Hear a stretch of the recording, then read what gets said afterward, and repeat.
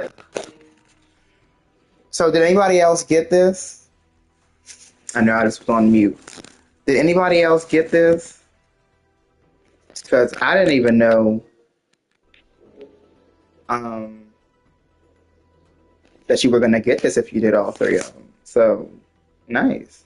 I mean, it doesn't mean anything. I mean, it's just numbers, but it is nice. I didn't know I was gonna get that, so it's cute.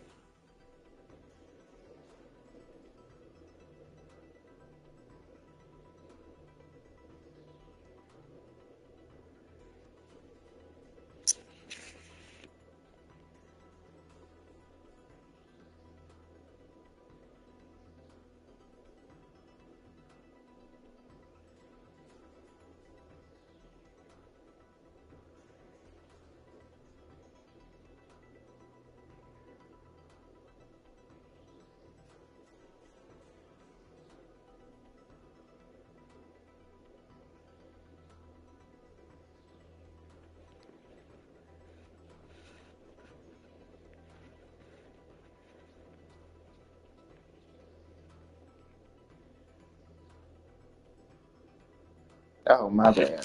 But yeah, so that's cute. That you get this for doing all three of them. But so I guess I should tell my friend they only have three of them because I was only like they only have three of them. That's it. And I was like, I mean, it's cute, you know, but you know, what else?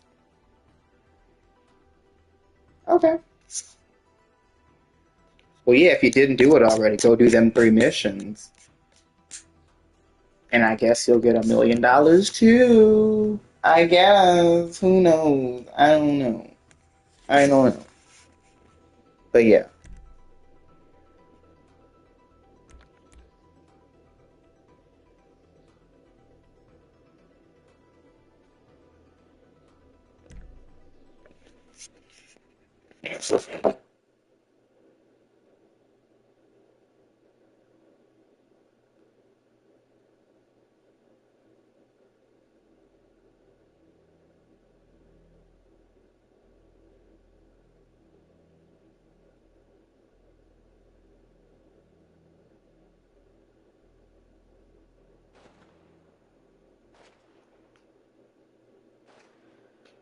Congratulations, you have been awarded $1 million in in-game items.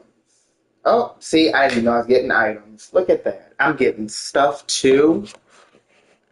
You get stuff too and $1 million? Stuff and $1 million? Okay. I wonder what the in-game items are.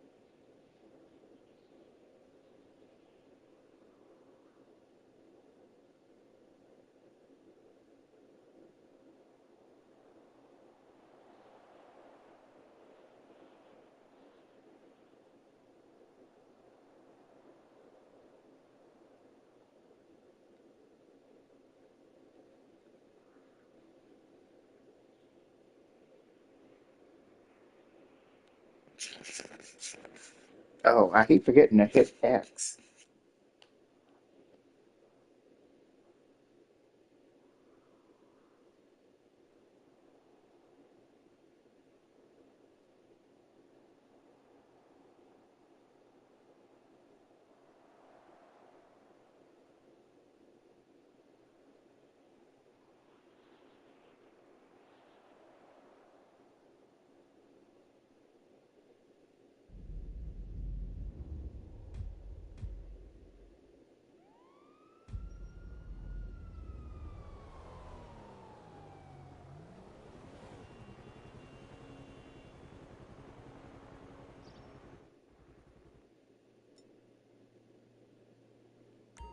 Oh, they meant this.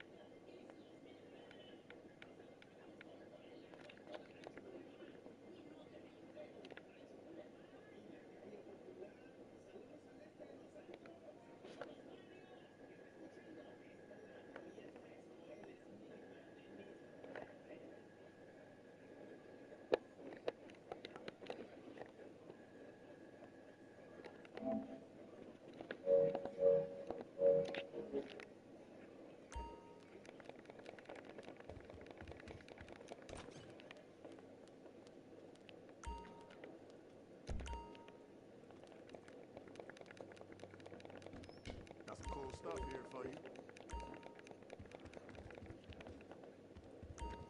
All right, let's talk. That's why it may be hot.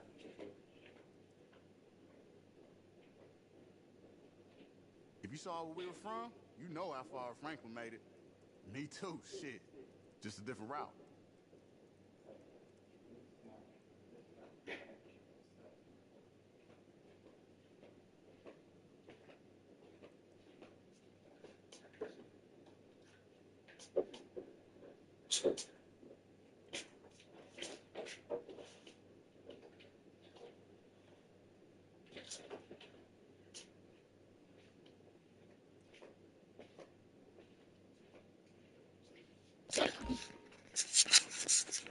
So what you looking for?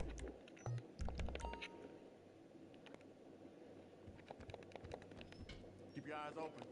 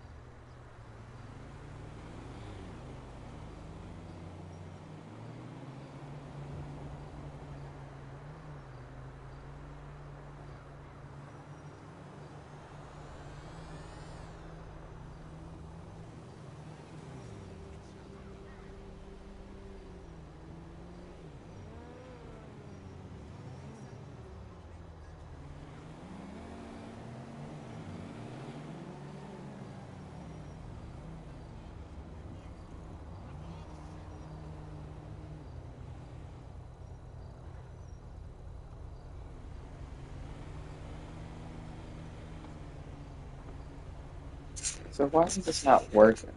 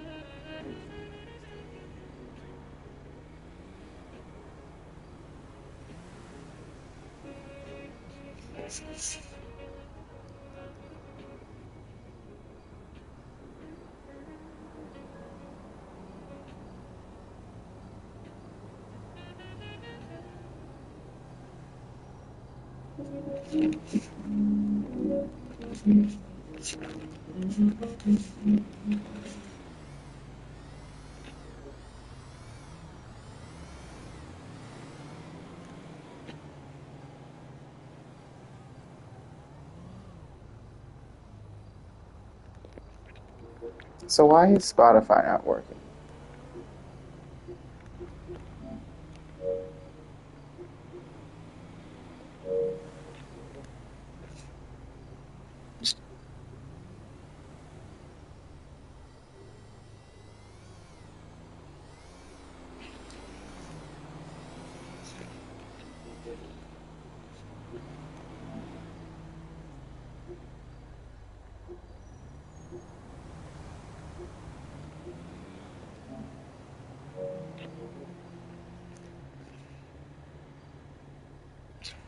All right, hang on.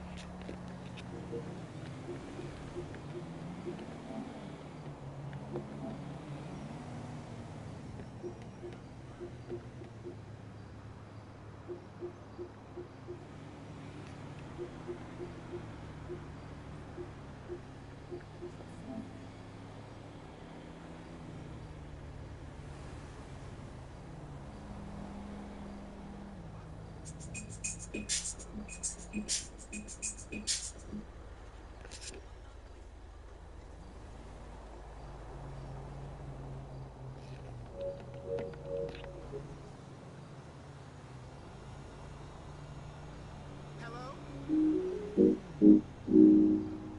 Hey, man. Yes, this is me. You want to have a minute to talk about my telephone internet?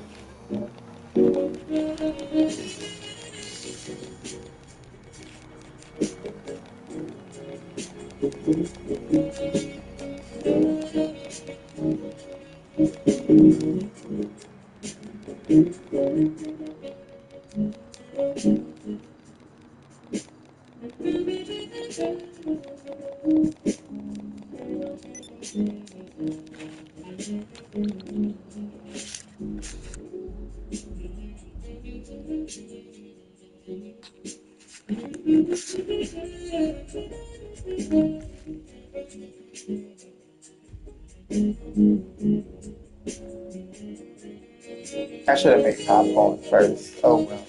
You live and you learn, sis. You live and you learn.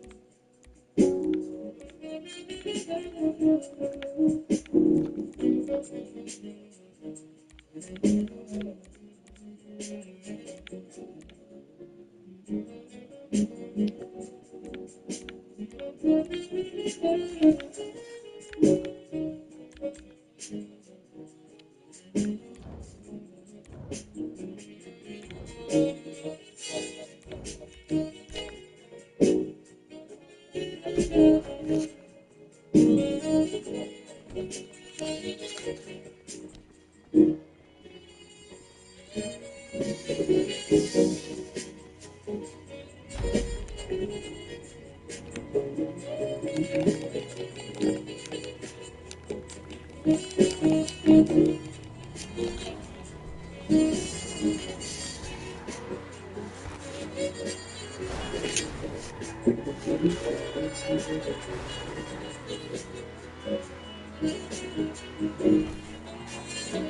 so, go up to Paleto Forest, and I'll come back with some details. What? You don't have the details now, Ron?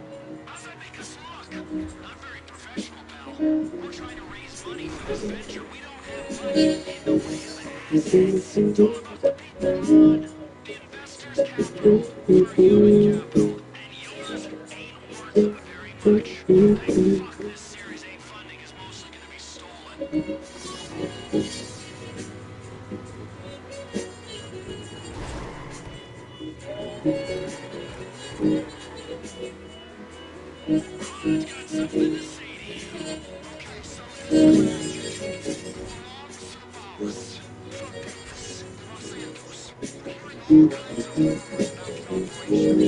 heard the administration's got Mallory on a bit of a pickup truck. He wants you as a gift. I think you're the experts on that kind of thing, so I'll just leave it with you. Thank you, Ron. Be ready with this stuff from now on, okay? There won't be much use for you. You'll have to go down the well like what's his name, and you'll ruin the water supply for everyone.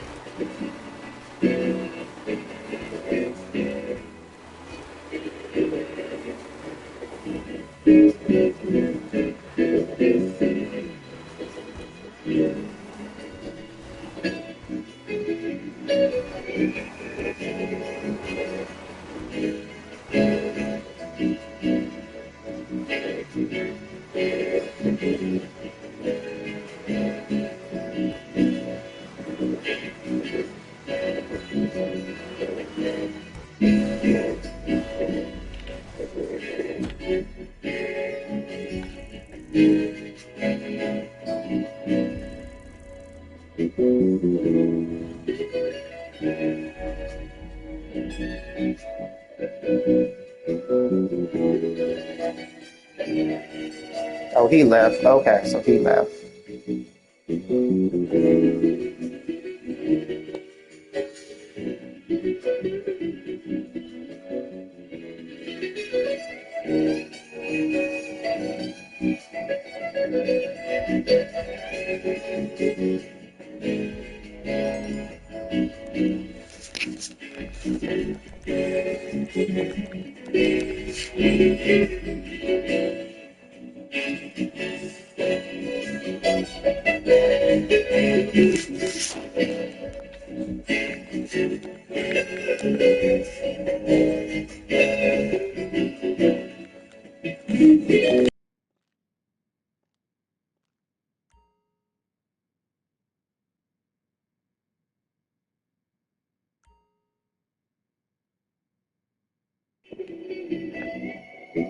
Okay, so,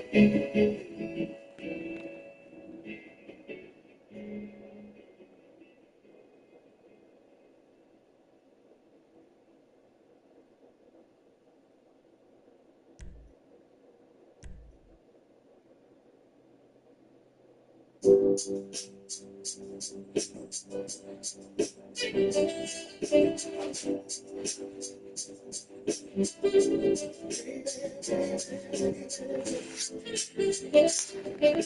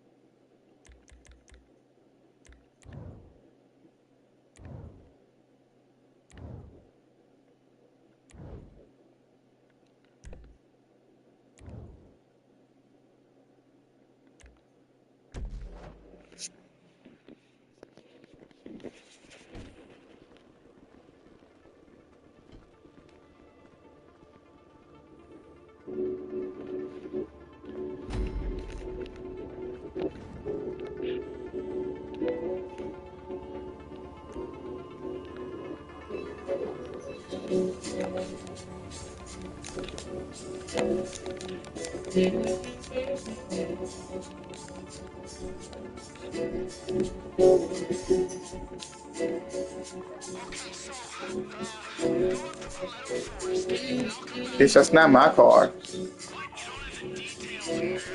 You don't have any details in there, no? Nothing they can smoke. Not very professional, pal.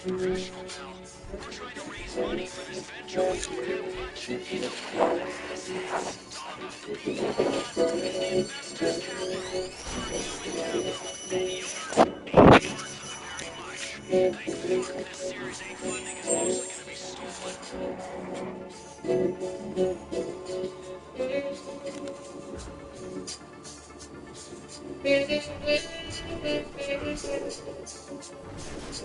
I've got something to say to you. Okay, so this land belongs to the boss. Puppet. some rumors about the operation they got out there. It's nothing serious, you know. Well, Trevor's heard they got the finishing gun mounted on the bed of a pickup truck. He wants you to get it for him. I think you're the experts on that kind of thing, so I'll just leave it with you.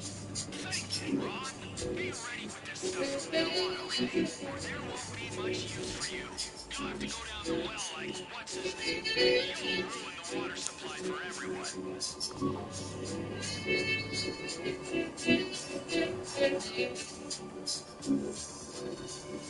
you doing down there? Oh, remember Tom I told you fans?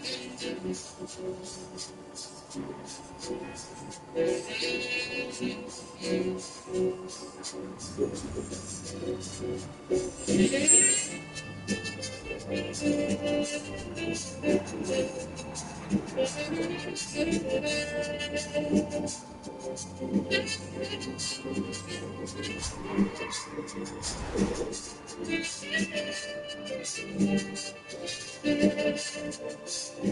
the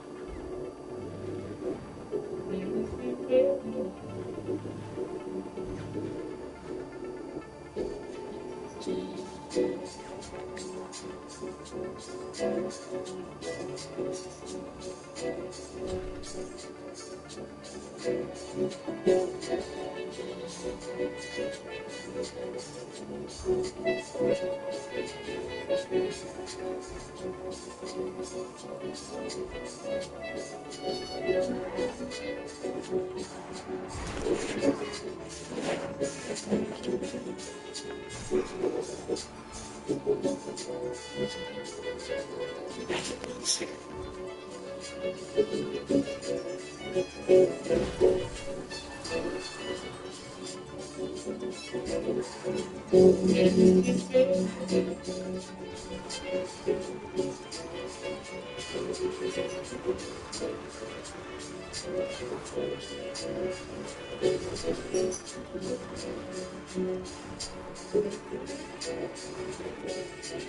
he's loud,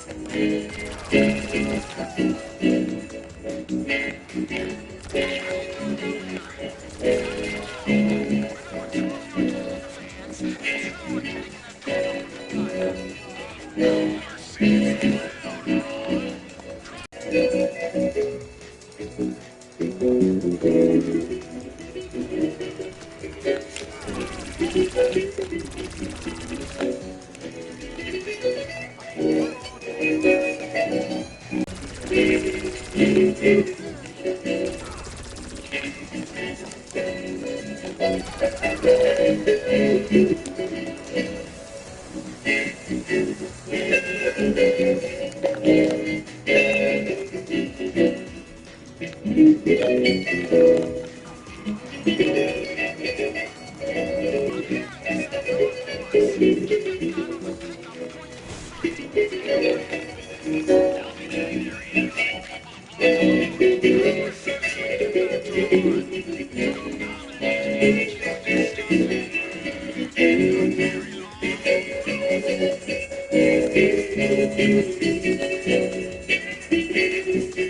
Not very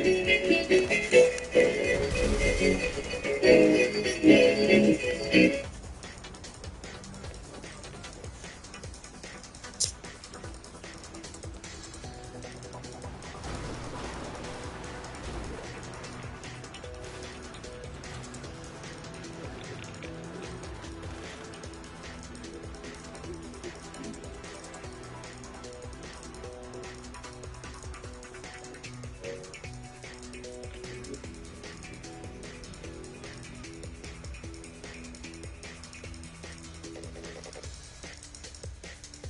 Okay.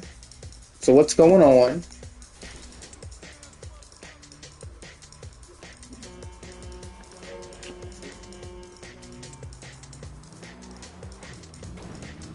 So we're not gonna have enough time, but okay.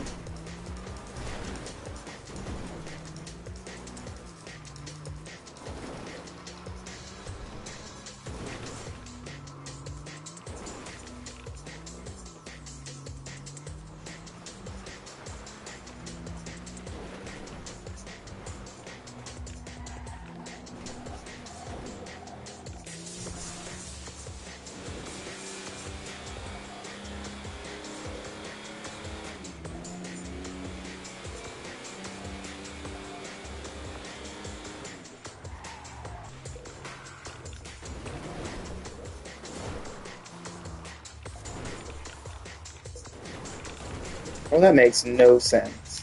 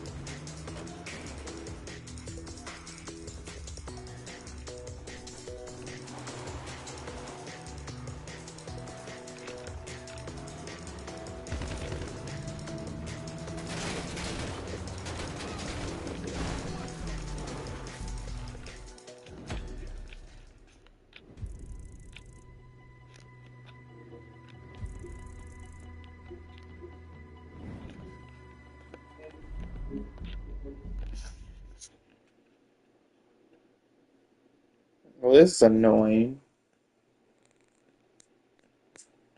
Oh, that's why they died. Okay. So that's why.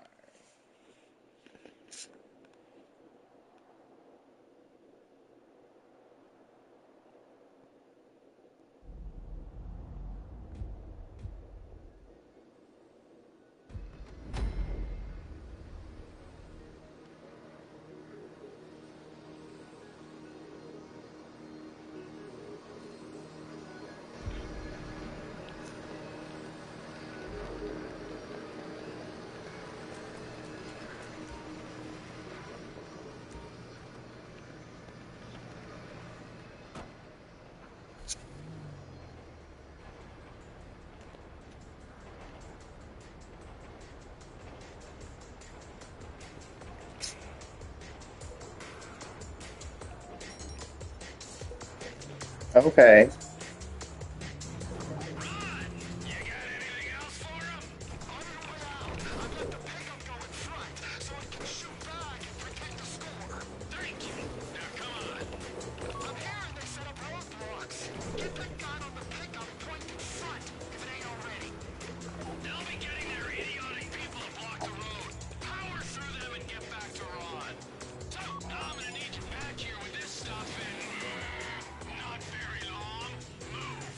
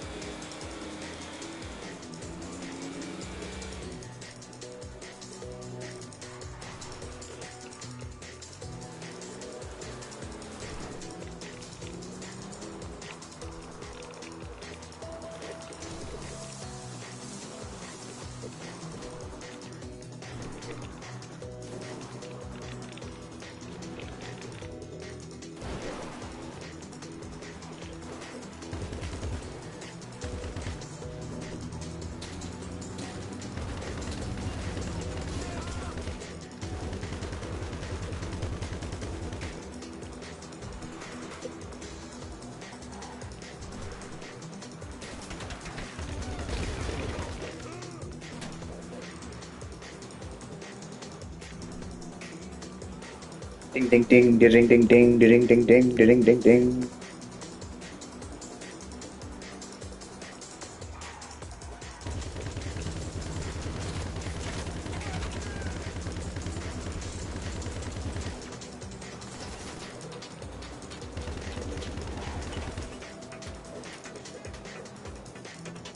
Yeah, if it doesn't load after this, I'm just gonna end it. If it doesn't just load, because this is ridiculous.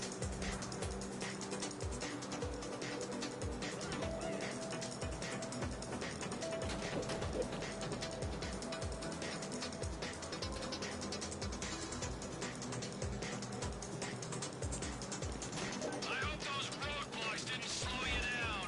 Ronald awaits. They coming after you? Come back to the warehouse and try and keep them off your tail.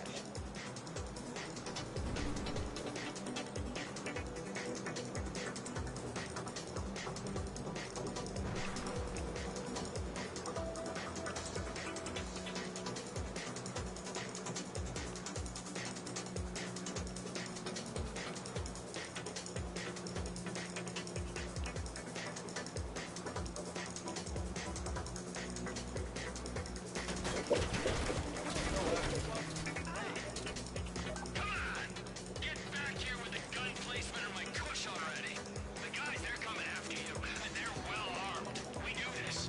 You know how we do?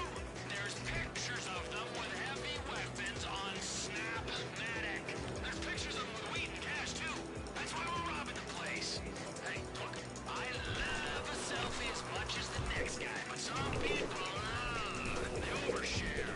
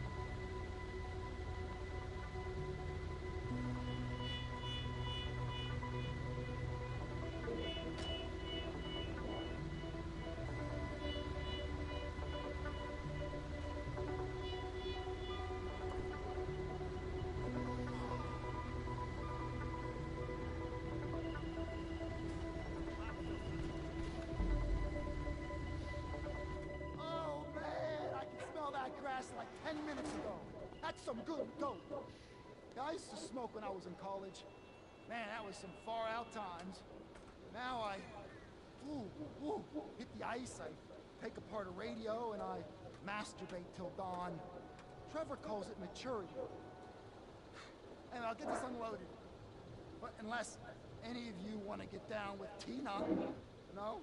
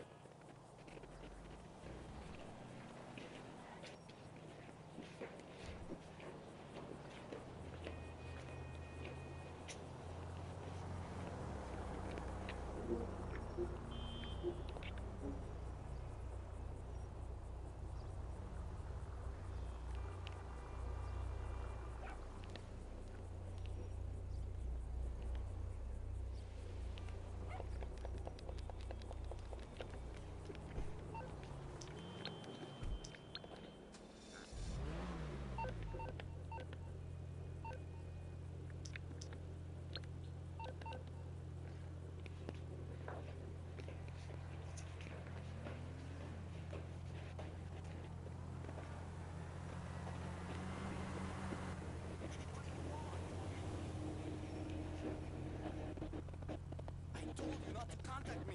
I'm busy. Listen, I can't help you anymore, okay? We're over. Finished. Don't call me.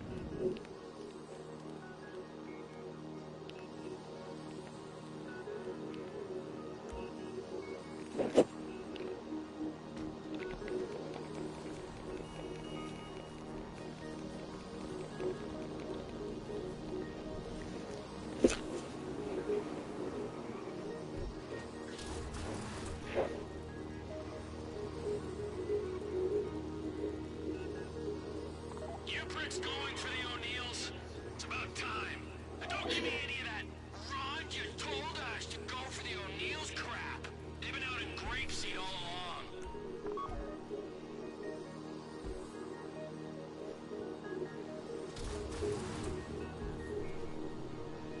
I'm a little pent up over here. I got several $1 million worth of diverse products sitting in a warehouse. I got just about every player in the state looking for it and looking for the people who stole it.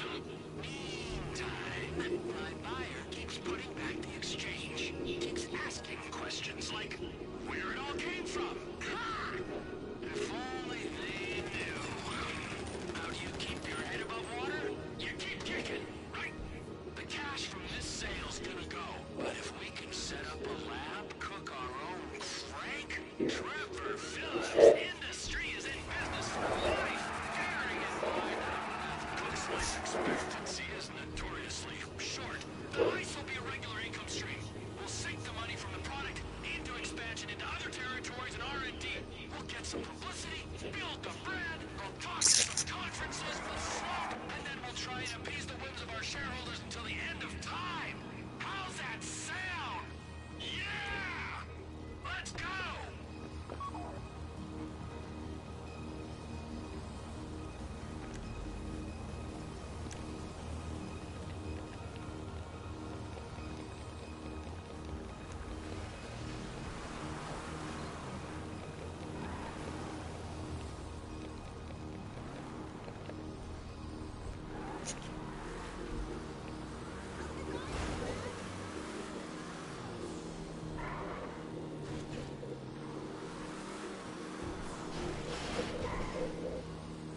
For myself.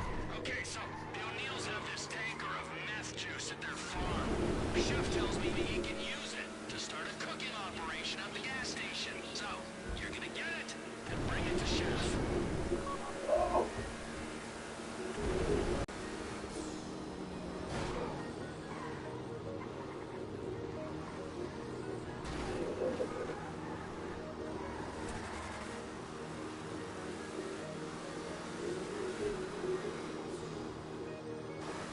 There should be a few semis at the farm. Some are faster than others. Choose one, hook it up to the tanker, and haul out of there. Yeah, I should say the O'Neills don't take kindly to visitors.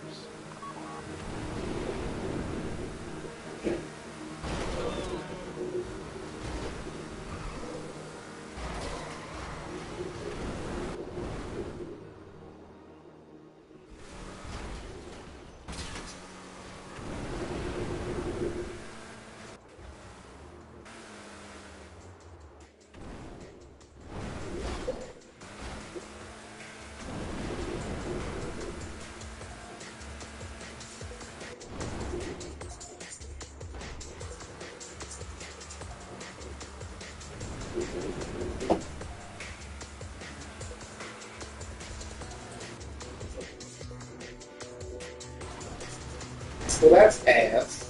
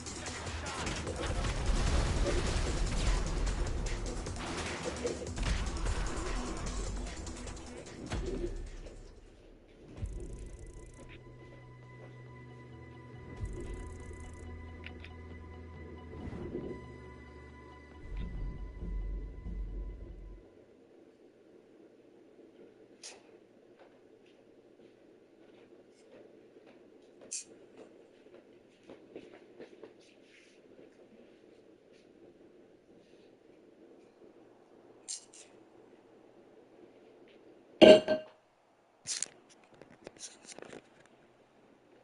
don't think she understands what's going on.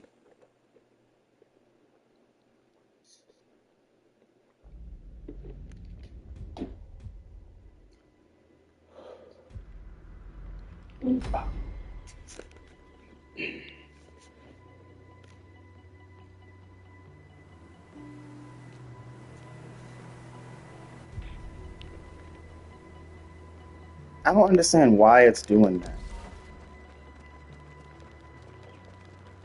Okay. You know what? I'm just gonna end it.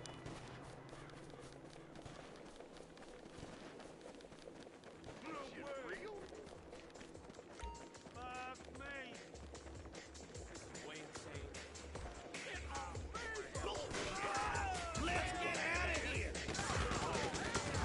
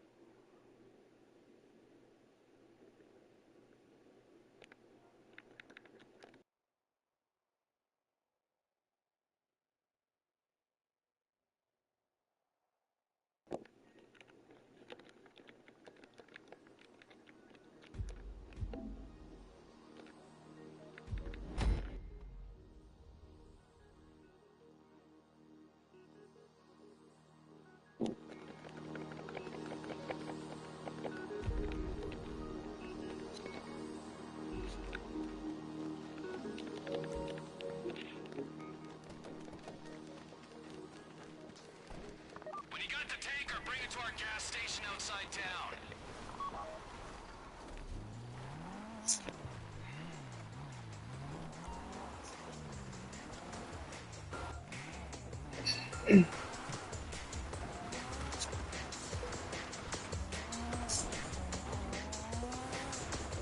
You got it? Bring it in quick, or don't bring it in at all. Oh, yeah. Forgot to mention, meth juice is really flammable. Try not to let him shoot the tanker too much. But hey, it's your flaming carcass, not mine.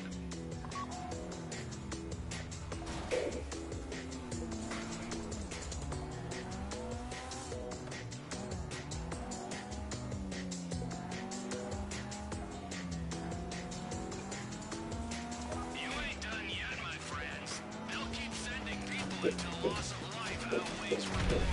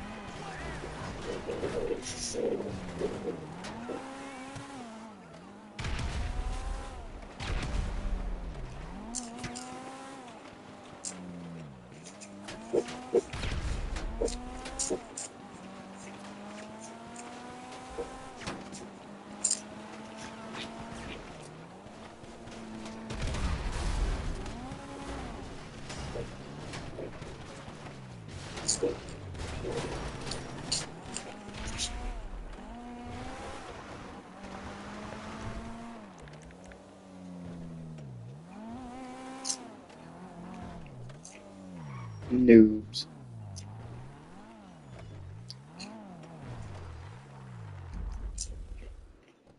Bravo! You didn't blow yourselves up.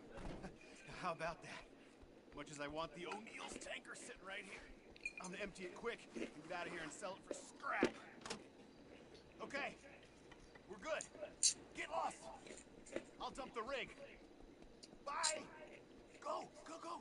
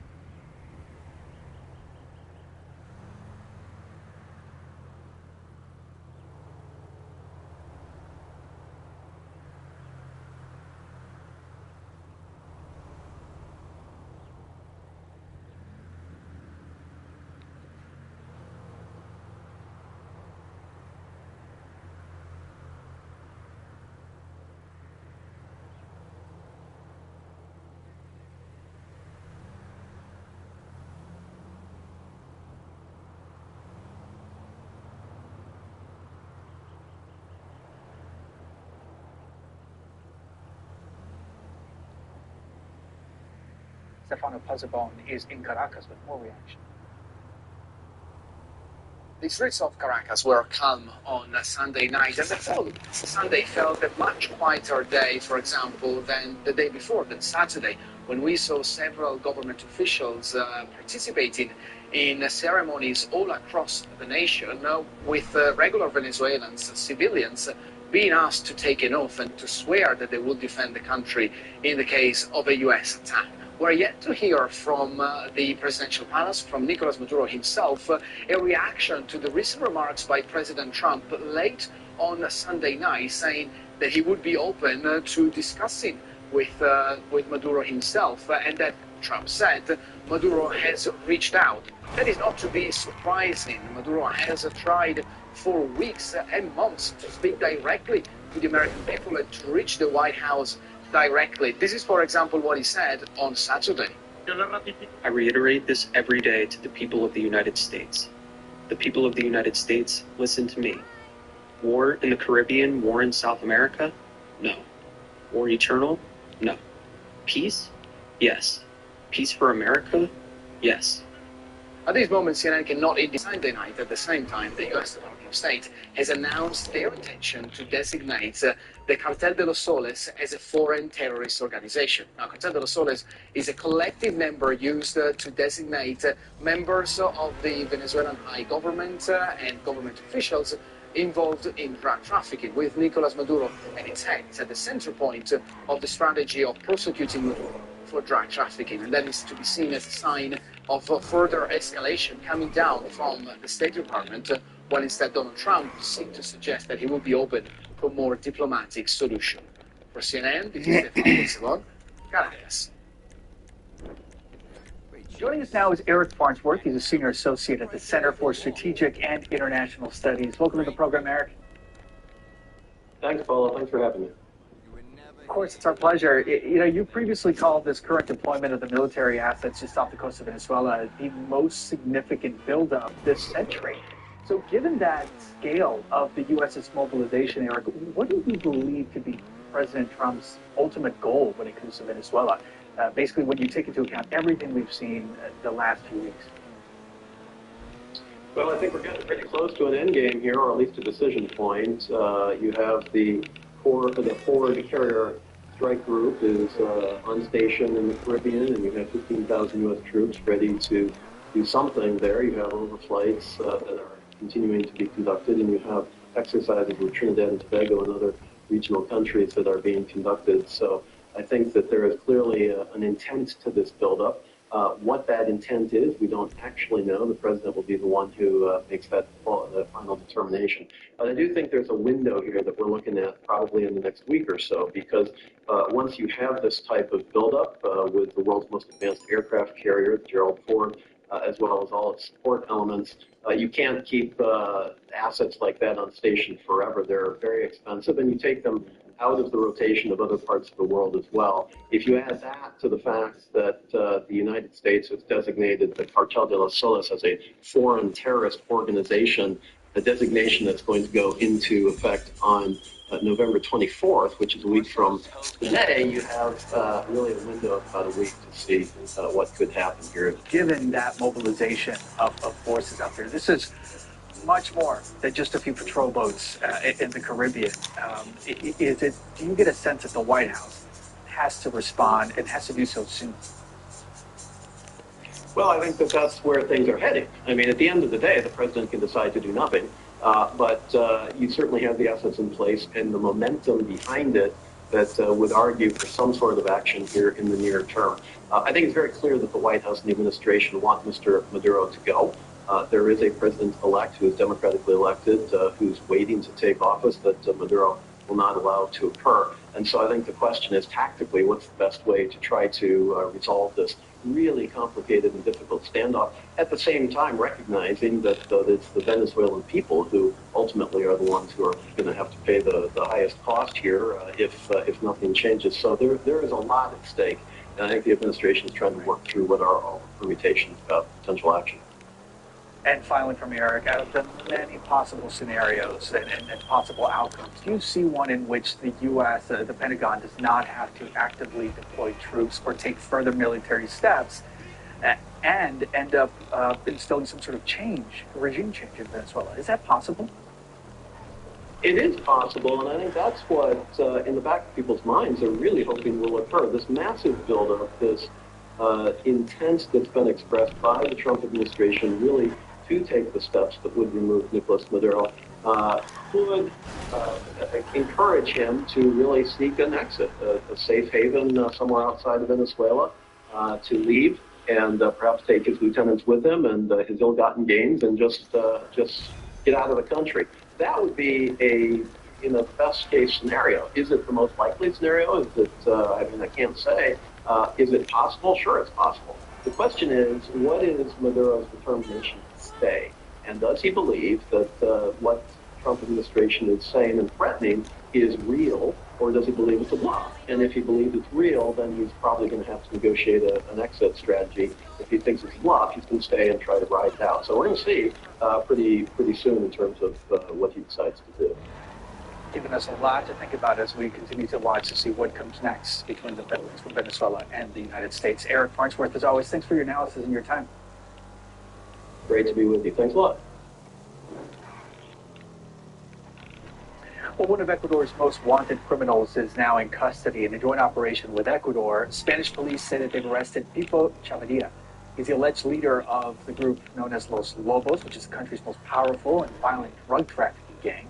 Ecuador's president, Daniel Noboa, says that the gang leader faked his own death, changed his identity, and then continued to run the criminal enterprise from abroad, splitting his time between Spain and Dubai. Officials accusing him of orchestrating at least, get this, 400 killings and even collaborating with Mexican drug cartels. And Chavarria's arrest, this comes on the same day that Ecuadorian voters rejected 4 key proposals in a national referendum. And that includes 2 measures that President Noboa himself had framed as critical to improving security in that country.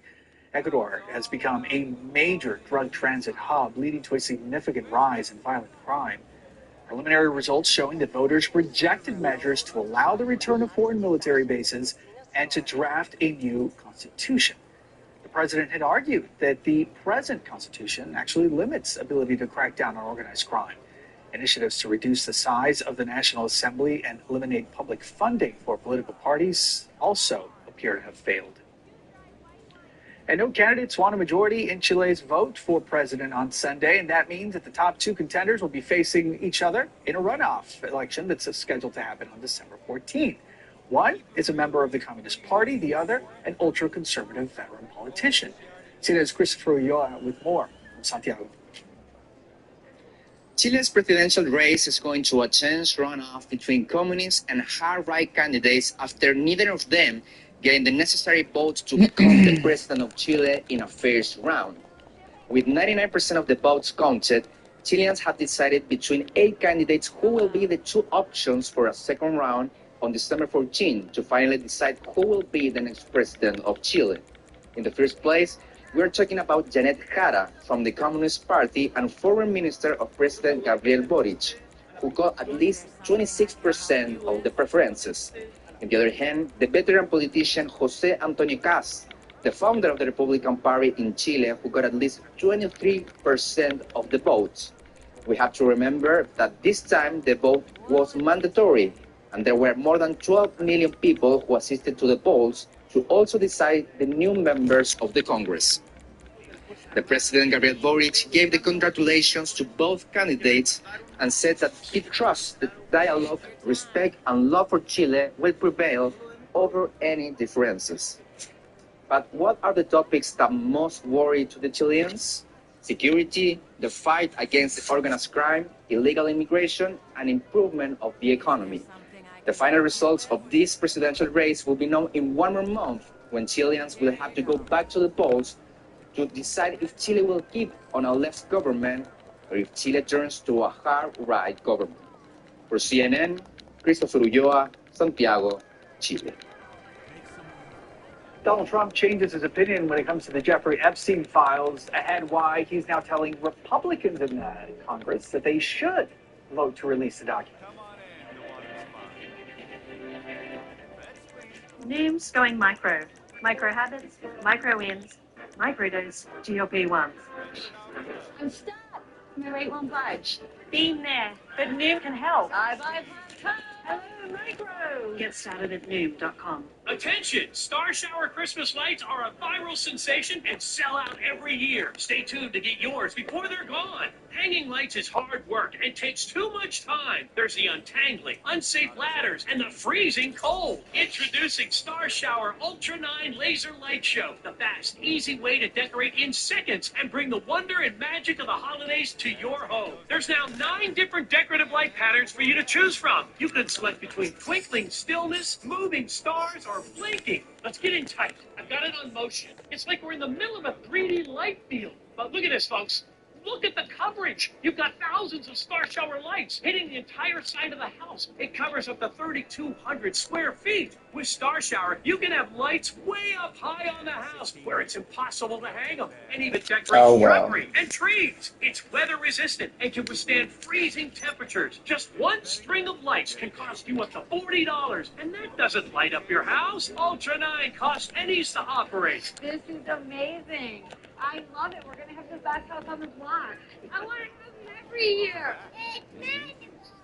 Call or go online to order Star Shower Ultra 9 for just $39.99. Oh, wait. Order now and get an instant $10 discount. So it's only $29.99. Now that's an amazing value. You can have our cold, hard guarantee that Star Shower will work in any conditions or your money back. And find out how you can get the Star Shower remote. Forget going out in the cold to change your Star Shower pattern or color. Now just press a button from inside your cozy, warm home. Breaking news. Star Shower sells out every single year, so there's a strict limit of 3 per order. This year's supplies are limited, so call or click now. Call 1-800-273-6104. Visit ultra9.com. So call 1-800-273-6104. Visit ultra9.com. Order now.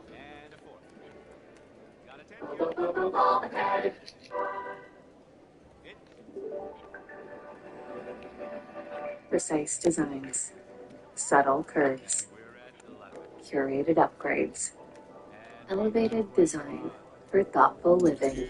Puma. Celebrate 25 years of Inside Africa with Lupita Nyong'o and Angelique Kidjo.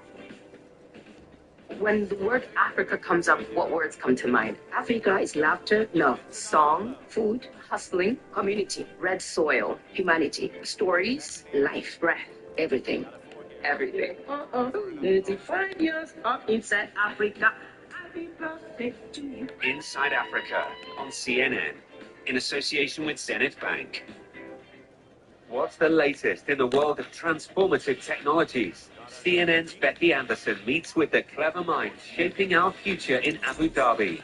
What we are seeing is just the beginning. We go behind the scenes to see how artificial intelligence is changing how cities run. From autonomous transportation to AI public servants and more. This is the future. As we embrace AI, more clean solutions. Intelligent future. This weekend on CNN. Playmakers are all around Africa. All-star athletes, record breakers, game changers. I'm Narendra Dole, and this is African Voices Playmakers. Ramla Ali and Juliet Uka are redefining strength, breaking barriers for women across Africa and beyond. For everything I do, what I want to be remembered for is everything that I did outside of the ring. African Voices Playmakers, only on CNN. In a world packed with noise, facts matter. That's what we do here. This is The Brief. Stay informed, stay connected, stay invested. Join me for Connect the World with Becky Anderson. Weekdays on CNN. Moving back to CNN Newsroom, let's get you some positive post-shutdown updates now. After more than a week of cutbacks and delays, flights at U.S. airports, they're expected to finally start returning to normal in the coming hours. You see, the FAA says that its mandate to reduce airline operations will end starting Monday morning. The agency had ordered 40 airports across the U.S. to cut back on flights during the government shutdown due to short staffing. And that, as we all know, led to thousands of flight delays and cancellations the last couple of weeks. And this comes a little over a week before the Thanksgiving holiday travel rush in the United States when air travel picks up significantly. However, some airlines do say that it may still take some time to recover from that disruption. Donald Trump is now calling on Republicans to vote to release the files of convicted sex offender Jeffrey Epstein. In a sharp reversal of his previous position, Donald Trump posted this on social media on Sunday night, and I quote, "House Republicans should vote to release the Epstein files because we have nothing to hide, and it's time to move on from the Democrat hoax perpetuated by radical left lunatics." Again, the president's own words there. Trump's earlier opposition to the effort, it was partly behind his feud with Republican Congresswoman Marjorie Taylor Greene, who supports releasing the files. Greene was once a staunch Trump ally. We saw her at many of his campaign events wearing that trademark red hat. But after President Trump called her a, quote, traitor, she told this to CNN. Unfortunately, it has all come down to the Epstein files, and that is shocking. And, you know, I stand with these women. I stand with rape victims. I stand with children who are in terrible sex abuse situations. And I stand with survivors of trafficking and those that are trapped in sex trafficking. And I will not apologize for that. I believe the country deserves transparency in these files. And I don't believe that rich, powerful people should be protected if they have done anything wrong. And so I'm standing with the women, and I will continue to do my small part to get the files released. Representative Greene says that she has received death threats since Mr. Trump ended his support for her and started insulting her. But the president dismissed her concerns. Marjorie Trader Greene, I don't think her life is in danger. Frankly, I don't think anybody cares about her. And 16 here. Well, the House is expected to vote on releasing the Epstein files this week. House Speaker Mike Johnson says that it's time to get it over with and then eventually send it to the Senate. So it'll be on the floor again next week. I suspect there'll be lots of votes that will just get this done.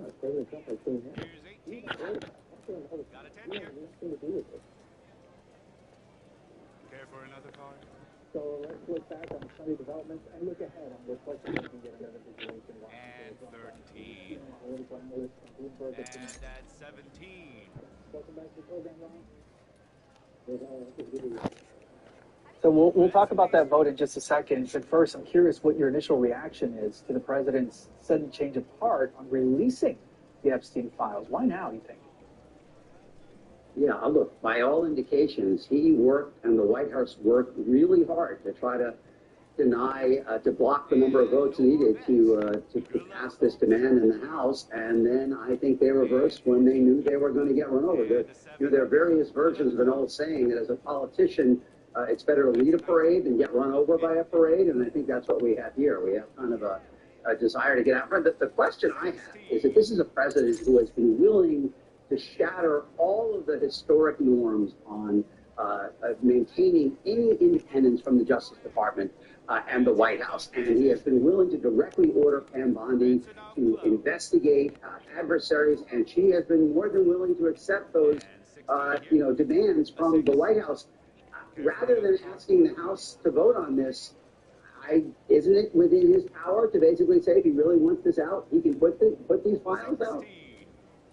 And so considering what you said at the top, technically wouldn't voting for the bill be seen as a significant rebuke of Trump and Speaker Johnson? I mean, both of them explicitly fought against this. Of course, that is President Trump up until Sunday night.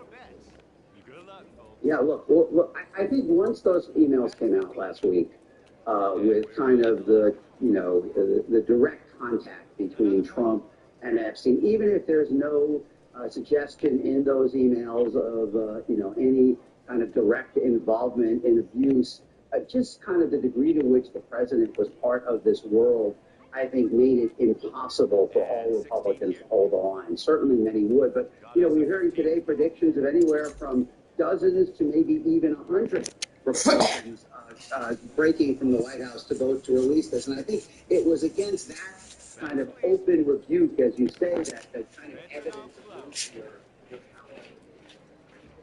power. 14 here.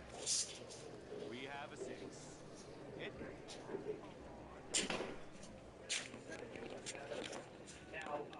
Hit. Loyalist Marjorie Taylor Greene, Yeah, she that's doubled good. down on calls to release See? those files. So now that President Trump at least appears to support the release, do you think that we could maybe see a rekindling of that political alliance, or do you think that that's beyond repair at this point? No, I mean, look, even today she was, she went out of her way on CNN to say that she supported Trump and wanted Trump to succeed. I think the real lesson here for all congressional Republicans is something they already know, but really is underscored that, Marjorie Taylor Greene has been as slavish in praising Trump and as resolute in defending Trump as anyone could be. And as soon as she broke from him on something he cared about, all of that prior service was instantly erased, and she became Marjorie Trader Greene. And it was, kind of a reminder to them that for Trump, loyalty has always been a one-way street. And unless your last name is also Trump, and who knows, maybe even if it is, there's no guarantee that no matter what you've done in the past, that he will not turn on you in the future. And I think it was just a reminder to all of the other Republicans of kind of the world they are living in. Now, they saw the other side of this a couple of weeks ago. You saw Republican gubernatorial candidates in Virginia and New Jersey refused to criticize Trump even when he was taking actions that unequivocally and unambiguously hurt their states, and each of them were routed by double digits, including losing over 90% of voters who disapproved of Trump. So they are caught on a very narrow ledge between the reality that in many jurisdictions, refusing to show any independence from Trump can be dangerous, and as he showed with Marjorie Taylor Greene, showing any independence from Trump can be very dangerous as well. And Ron, staying on the Georgia representative, for our viewers around the world, I want to play just a little bit more of her interview on CNN's State of the Union, including her apology for what she described as involvement, or her role, as she put it, in toxic politics, and then we'll discuss. I would like to say humbly, I'm sorry for taking part in the toxic politics. It's very bad for our country. And it's been something I've thought about a lot, especially since Charlie Kirk was assassinated, is that I'm only responsible for myself and my own words and actions. And I'm committed, and I've been working on this a lot lately, to put down the knives in politics. I really just want to see people be kind to one another. Look, without dismissing any call for unity, call for peace, that is certainly important here. But just looking beyond that for a second, Ron, what do you think is at play here, and how do you expect Republican voters to respond, both moderates in the party and the MAGA world? That was kind of that was a genuinely extraordinary moment. I mean, just look at who to frame who was making that comment. And Marjorie Taylor Greene was at the deep end of the pool in terms of toxic politics and confronting, AOC and, making really, terrible remarks about people on the side of posting or reposting claims of violence or calls for violence against Democratic politicians. And that seemed a very genuine moment. I mean, you can say there's political animus in her moves against Trump and that she wanted to run statewide, and the White House was clearly discouraging that. But whatever else is going on, she does seem like someone who is genuinely on a journey about her role in politics and, kind of the way she has contributed to this widening polarization and increased hostility. And I thought that was a genuinely remarkable moment for her to describe that. We'll see what it's like going forward. But to have that come from Marjorie Taylor Greene was pretty extraordinary. Absolutely. I agree. Ron Bernstein, thank you so much as always. Let's look at the next couple of days, see how things turn out. Appreciate your time. Yeah. Thanks for having me. Well, the U.S. has taken a new approach to try to link Venezuela's president to drug trafficking. We're going to have much more mounting tensions in the Caribbean. All that and more right here on CNN Newsroom. Stay tuned to get this 14-piece complete knife set of $40 value free. Cooking rice just isn't nice. No matter how hard you try, it always comes out stuck on and dry. Until now. Hi, Chef Daniel Green here with Rice Robot. The 1, 2, 3 rice cooker. It's the easiest way to make fluffy, delicious rice every time. Watch. 1, add the white cup for rice. 2, add the blue cup for water. 3, click it and let Rice Robot perfectly cook it. White, brown, jasmine, pilaf, basmati, even sushi rice, all cooked just right. The secret is perfect cook technology that surrounds the rice with controlled heat for even cooking. Then Rice Robot senses when it's done, auto stops, and keeps it warm to serve. Rice Robot's so smart it won't burn, overcook, or undercook, guaranteed. Watch this. Add rice, water, olive oil, salt, 1 large tomato in the center, click it, cook it, and out comes an amazing Mediterranean rice dish that's just bursting with flavor. And rice is just the beginning. Make mac and cheese, frittatas, oatmeal, soups and stews, even ramen dishes. For a healthier choice, make quinoa, couscous, or cauliflower rice. Throw in turkey, rice, vegetables, potatoes, broth, and bring leftovers back to life. Rice Robot is perfect for apartments, dorm rooms, and RVs. And with a ceramic ultra non-stick interior, cleanup's a breeze. Call or go online now and get the complete Rice Robot cooking system with the steamer tray and 1, 2, 3 recipe guide, all for the special TV discount price of just $39.99. It comes with a 90-day money-back guarantee. But wait, there's more. We'll give you 14 razor-sharp knives. That's a kitchen full of knives of $40 value, absolutely free. We'll even ship your entire order free. Order now. To order, call 1-800-918-7289 or go to buyricebot.com. So call 1-800-918-7289 or order online at buyricebot.com today. Celebrate 25 years of Inside Africa with Lupita Nyong'o and Angelique Kidjo. When the word Africa comes up, what words come to mind? Africa is laughter, love, song, food, hustling, community, red soil, humanity, stories, life, breath, everything. Everything. 35 years of Inside Africa. Happy birthday to you. Inside Africa on CNN in association with Zenith Bank.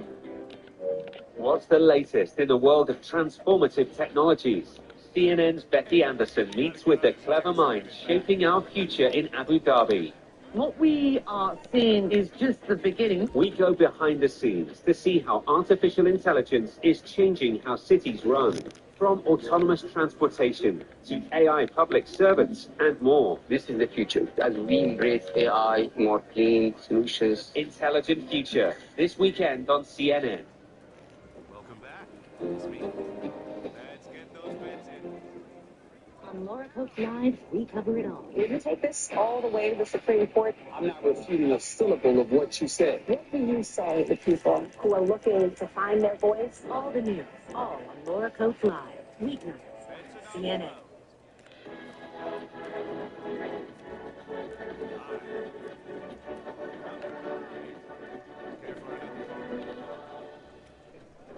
Got us a 15. Another card?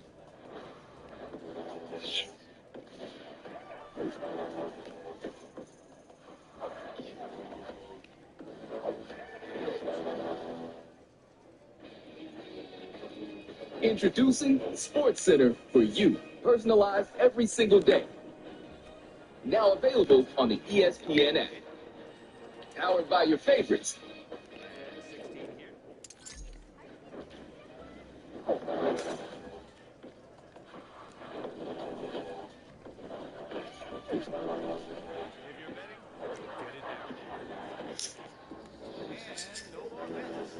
Good luck, folks. Introducing Sports Center for you, personalized every single day. Now available on the ESPN app. Powered by your favorites. I'm Ben Wiedemann in Rome, and this is CNN. Welcome back to CNN Newsroom. I'm Paul Sandoval in New York, and these are today's top stories. A joint operation between Ecuador and Spain has led to the arrest of Pipo Chavarria. He's the alleged leader of Los Lobos, which is Ecuador's most powerful and violent drug gang. He's accused of at least 400 killings, collaborating with Mexican drug cartels. The FAA ending an order for some major airports to reduce their operations during the government shutdown. It was originally made to counter major staffing shortages across the country, but the FAA reporting only one staffing issue on Sunday. That's down from more than 80 just 1 week ago. Authorities in India say that they have arrested a man accused of helping plan last week's car bombing near Delhi's Red Fort. They say that the suspect is a resident of India-administered Kashmir, and the car involved in the attack was registered in his name. Investigators added that the alleged suicide bomber was also from the same region. At least 10 people were killed and more than 30 injured in that attack.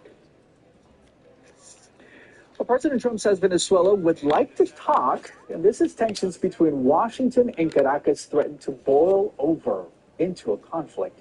Secretary of State Marco Rubio announcing that the U.S. will designate Cartel de los Soles as a foreign terrorist organization next week, attempting to tie the criminal gang to the Venezuelan president, Nicolas Maduro. President Trump suggesting that the label allows the U.S. to target Maduro's assets inside Venezuela's border. While the U.S. president weighs his next steps, his Army secretary said that the military would be ready, if asked, to take action. And the comments come as the world's largest warship, the USS Gerald Ford, arrived in the Caribbean to give the U.S. some better striking capabilities. Some lawmakers in Washington, they're afraid of how a clash with Venezuela could potentially impact the roughly 15,000 U.S. military personnel in the region. I don't think it's clear what the end game is for this administration with respect to Venezuela. They are escalating in a way that, talking about a land strike through special operations that puts at risk our men and women in the military. We have so much firepower now in the Caribbean. And joining me now from Brisbane, Australia is Mick Ryan. He's a retired Major General with the Australian Army and also the author of The War for Ukraine, Strategy and Adaptation Under Fire. Welcome to the program, Major General. Thank you. It's great to be with you. So after weeks, perhaps months now, of escalating tensions, do you have any sort of sense of what kind of possible conflict could be looming on the horizon in the Caribbean?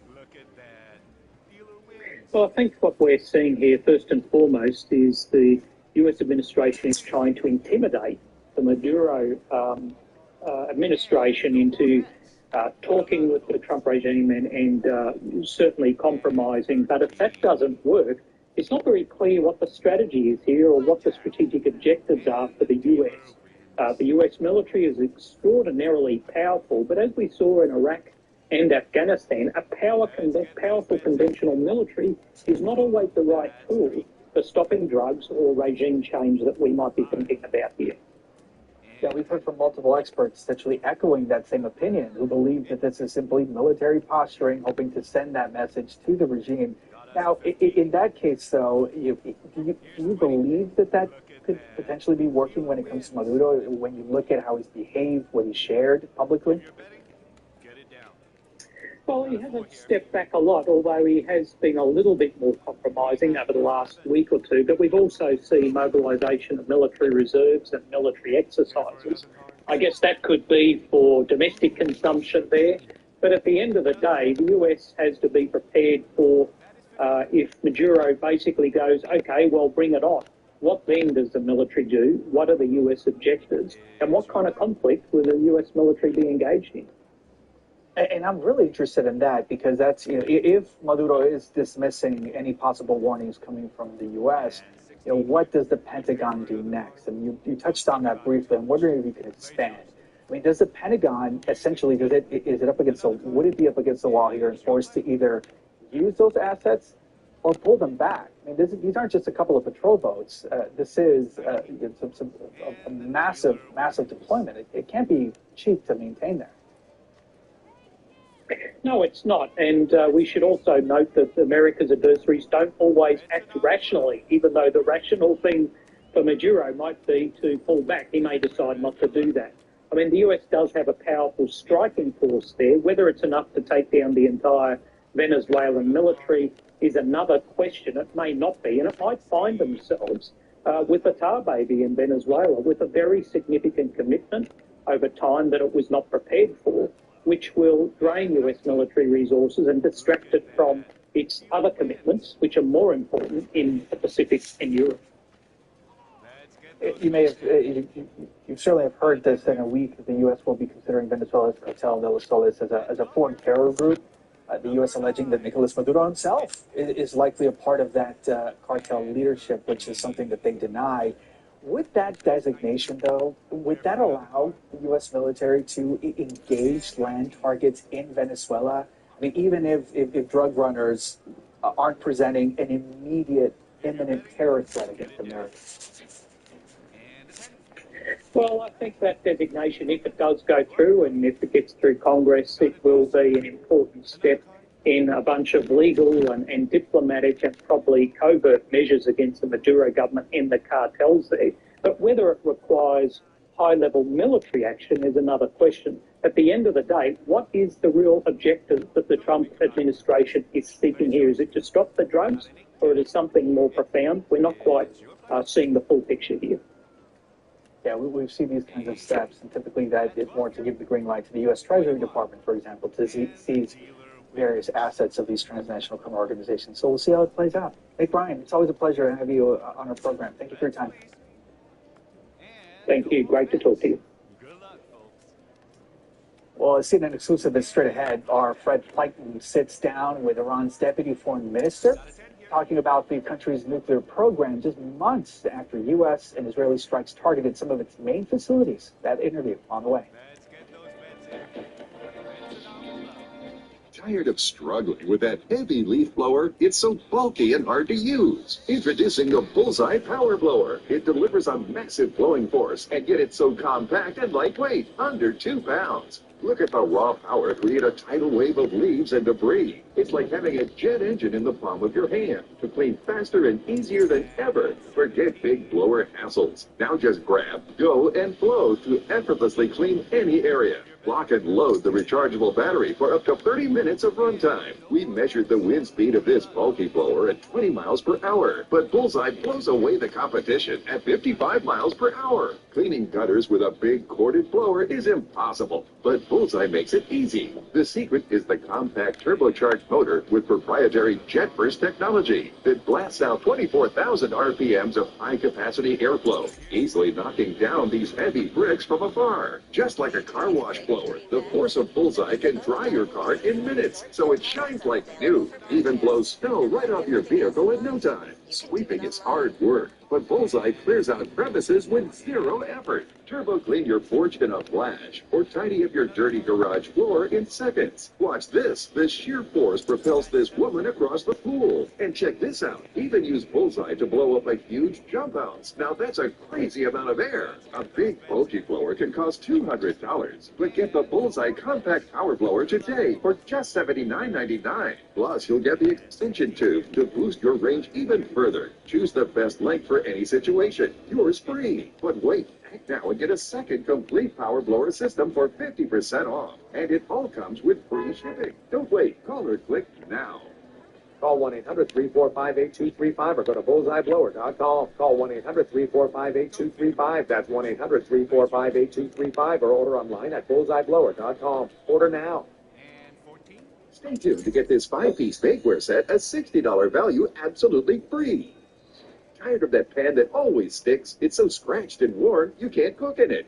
Hi, Chef Daniel Green here with my new hammer pans from Gotham Steel. This complete 9-piece set is guaranteed to beautify your kitchen like never before. Gosh, what I love most about this design is this hammered copper look. It would just look so fantastic hanging in my kitchen. Wow, this is a beautiful pan. It looks great. Look at those eggs dancing around in there. I tell you, I'm sold. Where do I get these? I love them. Hammer pans are ultra non-stick. Nothing sticks. Even gooey mac and cheese slips out with ease. And look, these sticky candies melted with a torch are no match for hammer pans. Plus, they're super durable, so use metal beaters straight in the pan for a gourmet souffle that slips out and a pan that looks just like new. They're even oven safe up to 500 degrees. So bake homemade chicken pot pie, cheesy lasagna, or this whole chicken dinner.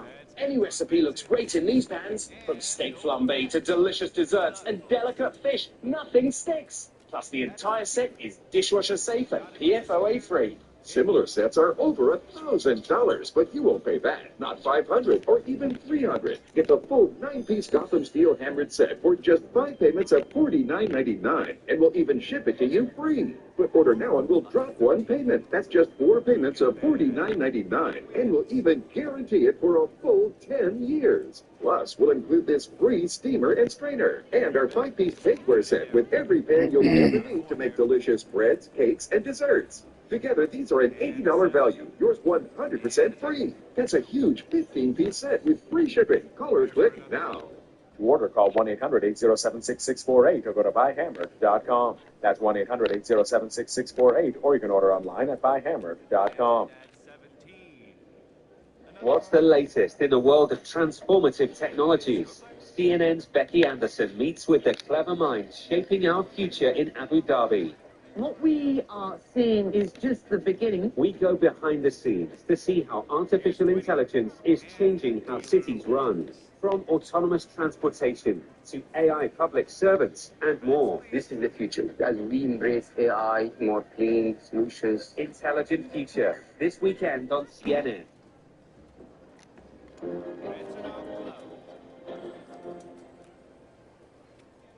Ukraine will get a massive supply of American natural gas from Greece. President Zelensky signing the deal on Sunday in Athens. It will cover Ukraine's winter supply from December until March 2026. The Greek Prime Minister says that the agreement will help stem the flow of Russian natural gas into Europe. And this comes as the Kremlin ramps up attacks ahead of winter, heavily targeting Ukrainian energy infrastructure. On Friday, at least 6 people were killed during one of Russia's largest aerial assaults on Kyiv. The next hour here on CNN Newsroom, we'll take you live to Ukraine for the latest on the ground. And 5 months after the U.S. and Israel carried out strikes against Iran's nuclear facilities, it remains unclear just how much damage was actually done there. U.S. President Donald Trump, you'll recall, he initially claimed that the Fordo nuclear facility had been, quote, obliterated last summer. But U.S. intelligence assessments later suggested that Iran's nuclear program may have very well been just set back only by about 2 years. CNN's Fred Pleitman sat down for an exclusive interview with Iran's deputy foreign minister to talk about the strikes and the state of Iran's nuclear program. If the other side accept the logic of compromise, the logic of negotiation, and which is give and take, and abandon some delusions that they do have, and abandon this tendency to achieve whatever they couldn't achieve through military campaign, through any sort of political or diplomatic means, then we think within the framework of what Grand Ayatollah Khamenei said, we can move on. Are you already rebuilding your nuclear program, and is it going to be as strong as it was before? The nuclear program, the peaceful nuclear program, is intact as we are speaking. Yes, they have attacked, they have ruined many of our, infrastructure, machineries, buildings.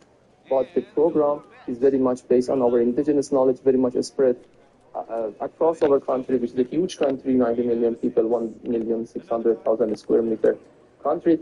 And this country is not a country that you can form and then think that you are going to ruin everything.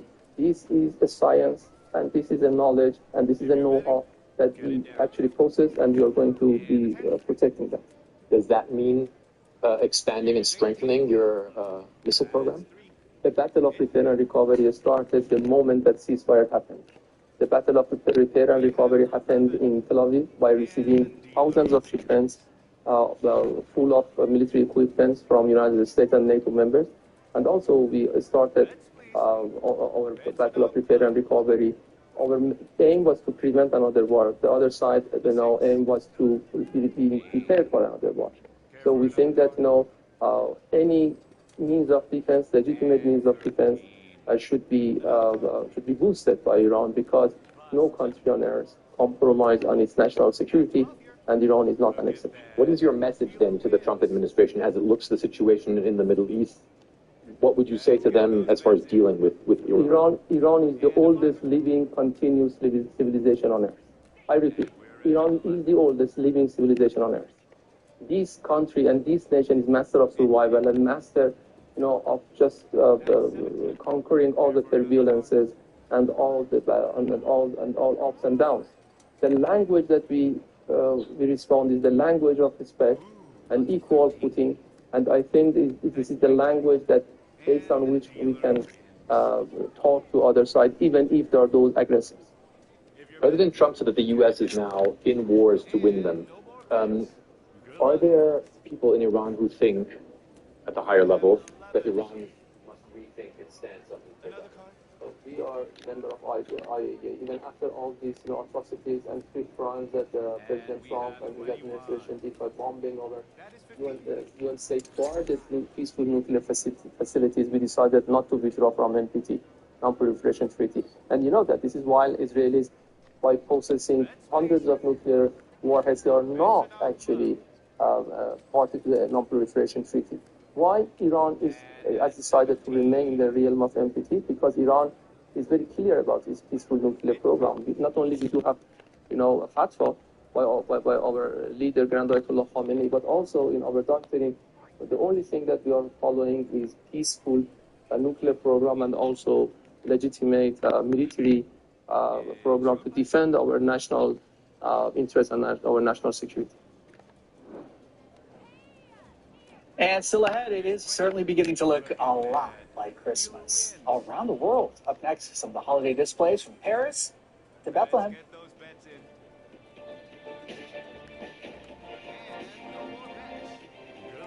Celebrate 25 years of Inside Africa with Lupita Nyong'o and Angelique Kidjo.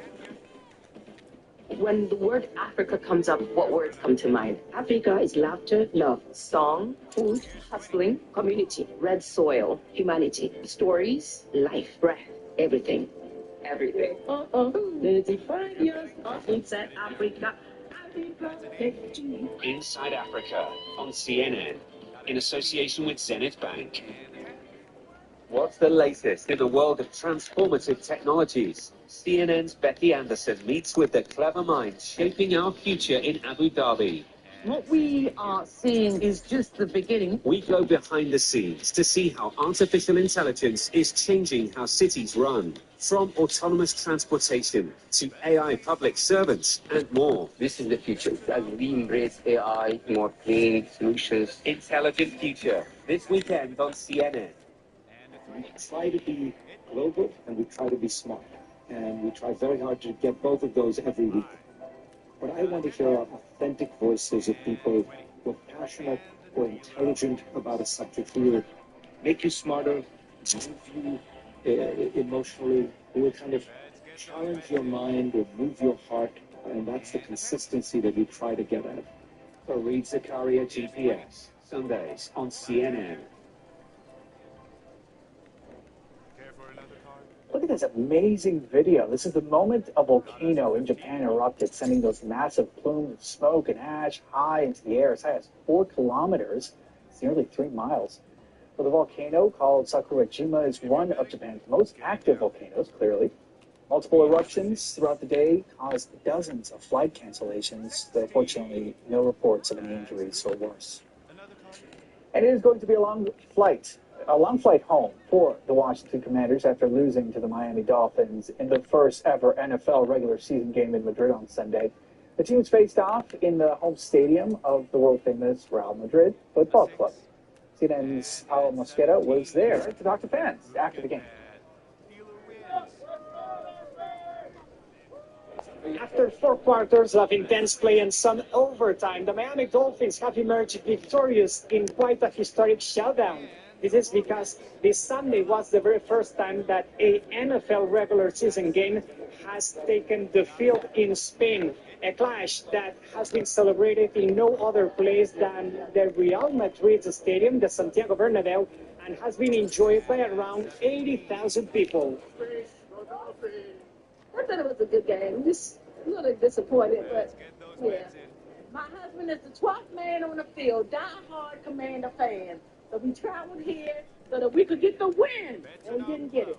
I thought we could have played a little bit better. I feel like we should have won that game, but it came down to the end. So we played okay. Could have been worse. I think our coach made some bad decisions, but we got lucky and we pulled it out at the end. They always do it to us. I don't know how we've gone from last week to this, but we won, so that's all that matters. It was honestly one of the best football games I've ever seen because some are boring. This one was very intense. I'm so happy that we won. We had a great time, a lot of fun, some sloppiness, but we came with the victory. That's all that matters, all right? After welcoming this international experience, the Santiago Bernabéu has made it clear that it's ready to host other global events. And that's why the fans are already wondering if the NFL will disembark again next year in Spain. Pau Mosquera, CNN, Madrid. So some, including yours truly, might say that it's simply too early. But cities around the world, they are turning on the holiday lights and also bringing out traditional decorations out of storage. Here's CNN's Ben Hunt. A dazzling tradition in Paris. With the flip of a switch, the Champs-Élysées goes from grand to spectacular. The annual lighting of the glitzy thoroughfare is just one of the signs of the start of the holiday season. It's beginning to look a lot like Christmas in London too, with its streets bedazzled in twinkling lights. The Christmas light trail at London's Kew Gardens is also shining. Organisers say they expect about 300,000 people to stroll through the redesigned path in the next few weeks. A sign of how popular the light show has become after 13 years of illumination. So this is year 13. Man! I think it's one of the best yet. And it's really changed year after year. It started as a way of how do we get people to come to Kew on the quietest time of the year, when it's dark, it's cold, daylight hours are diminishing. In Bethlehem, another tradition is set to return after a 2-year pause in the West Bank town. The mayor says the Christmas tree in Manger Square will once again be lit this year after going dark since the beginning of the war in Gaza. Shopkeepers say they're looking forward to a more festive time and hopefully tourists returning to the area after many holiday observances were cancelled or subdued in recent years. Hopefully the situation becomes better, God willing. They are saying the new year shows promising signs. Hopefully the economic situation will get better because we suffered a lot in the last few years. The Christmas tree in Bethlehem's Manger Square is scheduled to be lit on December 6th. Ben Hunt, CNN. And we really appreciate you joining us for the last hour of news. I'm Paul Sandoval in New York. The news continues after a very short break.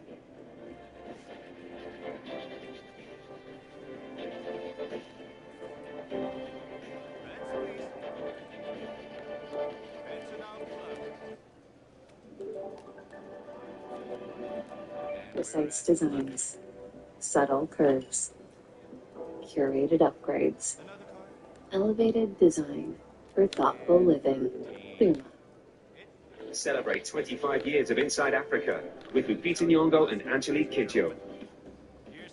When the word Africa comes up, what words come to mind? Africa is laughter, love, song, food, hustling, community, red soil, humanity, stories, life, breath, everything.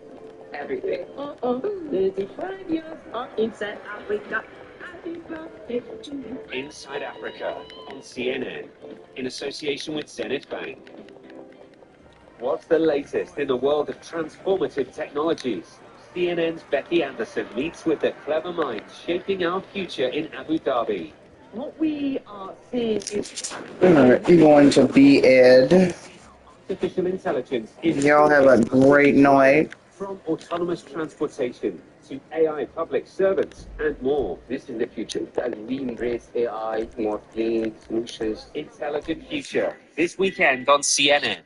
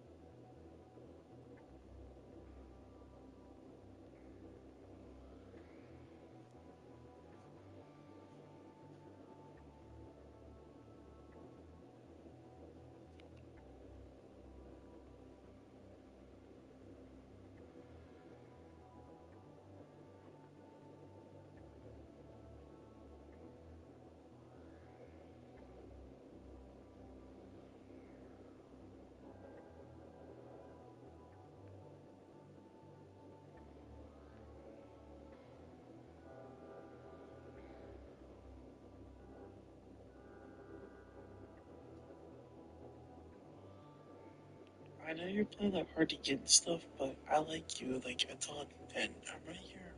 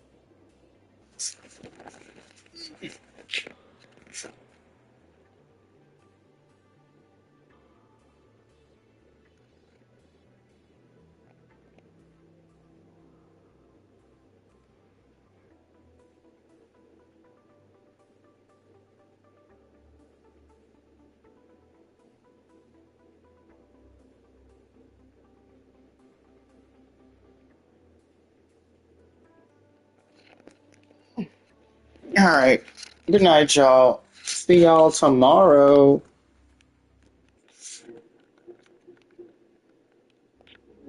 Yeah, I think so. Excuse me. Good night.